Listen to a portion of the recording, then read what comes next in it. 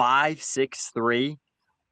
Any team in the NHL wants a third line center on a cup contender that does everything he does. Great leader, still can play top six, power play, and there are no centers available. Probably the next best center available is Braden Shen.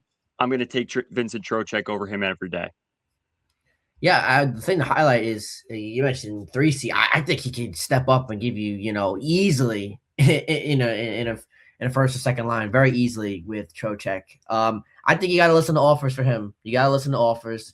If one comes in and it's too good to pass up on, then you gotta trade him. A team that I think that could be a really top candidate. I think you mentioned them from Panarin. I think they'd be more interested in Vincent Trocheck.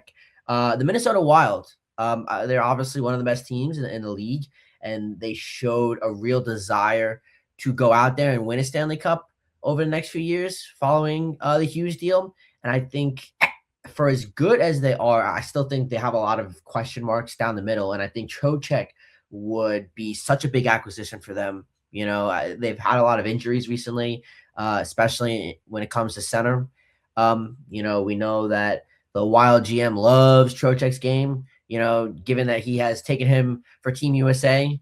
So I think Trocheck would be a great fit for the Wild. It's a question of what are the Wild willing to give up, and is that an offer that we can't refuse on?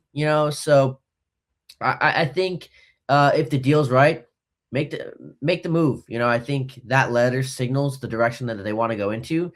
If me personally, I would lean towards keeping Trocheck, but it's more of like it's like 55-45%. You got to see what you're going to get in there. It also depends, what a team would be willing to do in terms financially. I'm assuming that there would have to be some salary retention on our part, so we'd have to see how that's going to work.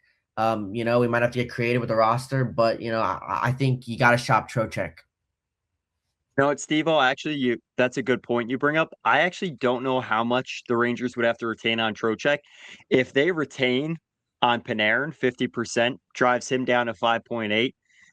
Teams they'll be lining up at the doors like that SpongeBob meme when everyone's lined up for the Krabby Patties. Yeah. I think Trocheck, this is the move.